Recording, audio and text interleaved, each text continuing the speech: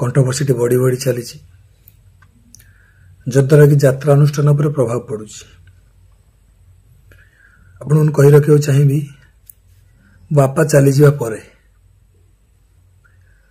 मु कौन दिन मो परिवार को अपोषा रखी नी किंतु ए 6 दिन हेलानी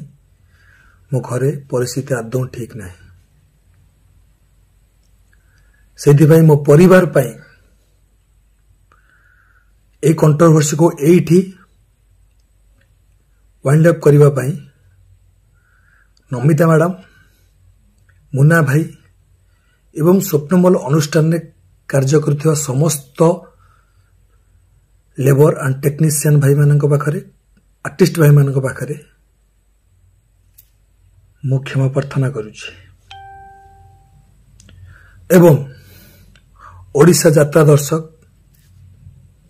मते बहुत सारा भल पाइबा देइछंती से भल पाइबा एवं आशीर्वाद मो पर सब रही था आपण माने चाहिए ही मु आगामी दिन में मंच को चढ़ी पारि मो परिवार पाई मो समस्त निकट में क्षमा प्रार्थना करुछि।